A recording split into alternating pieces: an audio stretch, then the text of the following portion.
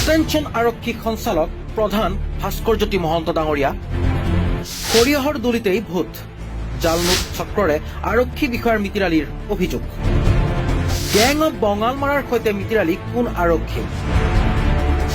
লখিমপুৰৰ ঘৰে ঘৰে কিহৰ পোষ্টাৰ? সৰিয়হৰ দলিতেই ভূত, এইবাৰ নকল সোণ চক্ৰৰেই গোপন মিতিৰালি খোদ আৰক্ষী বিষয়াৰ। লখিমপুৰৰ এই বঙালমাৰাৰ কুখ্যাত চক্ৰৰে লাখ লাখ টকাৰ গোপন মিতিৰালি একাংশ আৰক্ষী। লখিমপুৰ জিলাৰ বঙালমাৰাত আছে এই নকল সোণ প্ৰস্তুত কৰা কুখ্যাত চক্ৰ। বিগত বহু বছৰ ধৰি নকল সোণৰ গোপন বেহা চলাই আছে গেং অৱ বঙালমাৰাৰ এটা ভয়ানক চক্ৰ, যিটো চক্ৰৰে গোপন বুজাবুজি আছে খোদ আৰক্ষী।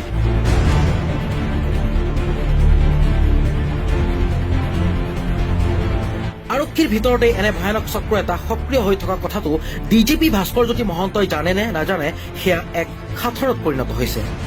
উল্লেখ্য, লখিমপুৰ জিলাত পূৰ্বৰে পৰা সংঘটিত হৈ থকা এই জালনোট চক্ৰটোক উৎখাত কৰাৰ বাবে স্থানীয় ৰাইজে বহুবাৰ আৰক্ষীৰ শীৰ্ষ মহলক দাবী উত্থাপন কৰি আহিছে যদিও আজি পৰ্যন্ত নকল সোণৰ গোপন বেহা চলি থকা বুলি একাংশ স্থানীয় ৰাইজে অভিযোগ কৰি আহিছে। ইতিমধ্যে মহানগৰ আৰক্ষীয়ে 3গৰাকী খাকী পোছাকধাৰীক গ্ৰেপ্তাৰ কৰি ৰঙাঘৰলৈ প্ৰেৰণ কৰিছে। উল্লেখ্য যে হাতীগাঁও থানাৰ ছেকেণ্ড অচি জন পাথৰী, SI প্ৰাঞ্জল বৰা, হোমগাৰ্ড বিপুল হাজৰিকাক মহানগৰ আৰক্ষীয়ে গ্ৰেপ্তাৰ কৰি ৰঙাঘৰলৈ প্ৰেৰণ কৰিছে যদিও এতিয়াও বঙালমাৰাত গেং অৱ বঙালমাৰাই চলাই আছে নকল নোটৰ ৰমৰমীয়া বেহা। বিষয় সন্দৰ্ভত ৰাফতাৰ 7 নিউজৰ অনুসন্ধানত পোহৰলৈ আহিছে গেং অৱ বঙালমাৰাৰ মূল খলনায়ক আবু শ্বহীদ ওৰফে লম্বু। লম্বুৰ লগত আছে বহু কেইজন কুখ্যাত নকল টকাৰ অবৈধ ব্যৱসায়ী জাকিৰ, মুজিবুৰ, নাজিমুদ্দিনে মূল খলনায়ক আবু শ্বহীদৰে মিলি চলাই গৈছে এই ভয়ানক কলা ব্যৱসায়।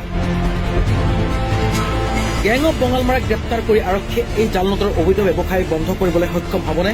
এয়া আজিৰ তাৰিখত $1 বিলিয়ন প্ৰশ্ন। উল্লেখ্য যে আজি লখিমপুৰৰ বঙালমাৰাত উদ্ধাৰ হয় নকল টকা ছপা কৰাৰ এটা মেচিন। বিপুৰীয়া আৰক্ষীৰ অভিযানত আহমেদপুৰৰ পৰা জব্দ কৰা হয় নকল টকা ছপা কৰা এই মেচিনটো। তাৰ উপৰিও উক্ত স্থানৰ পৰা নকল সোণৰ নাও এখনো উদ্ধাৰ কৰে বিপুৰীয়া আৰক্ষীয়ে। এই ঘটনাৰ লগত জড়িত মহম্মদ আৰু ফজল আলী নামৰ দুজন ব্যক্তিক আৰক্ষীয়ে গ্ৰেপ্তাৰ কৰে। News desk report, Raftaar 7 news.